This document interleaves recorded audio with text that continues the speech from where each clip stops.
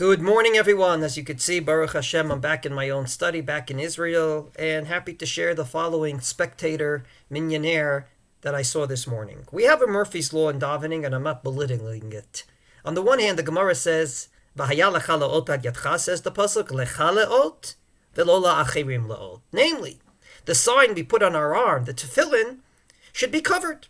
It's a sign for you and not for others. Namely, you put your tefillin on your arm facing your heart, you feel it, you see it when you put it on, and then you cover it so that others don't see it. On the other hand, you're supposed to come before God befitting a king. You're supposed to come before God in a certain dress code during davening. Why do I say these two are Murphy's Law?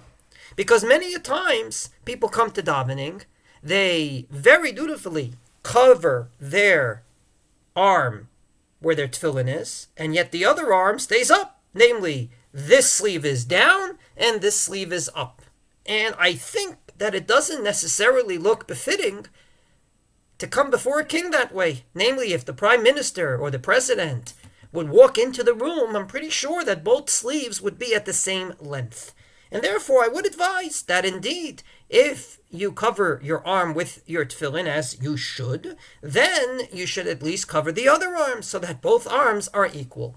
And this brings me to something that I've seen. And again, if someone can share with me any sort of a justification for it, I'd be very happy to share it.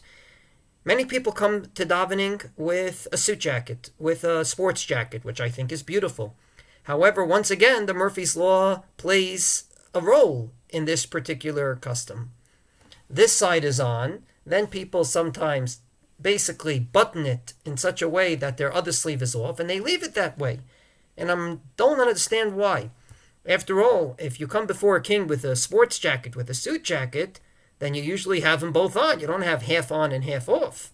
And therefore, I think that it would be more advisable, as Rav Shlomo Zalman Auerbach said, that indeed you put on your tefillin and then you cover the other arm with the jacket so that on the one hand the tefillin is covered and on the other hand you're coming before God as befitting a king. Wishing everyone a wonderful day and looking forward to staying in touch.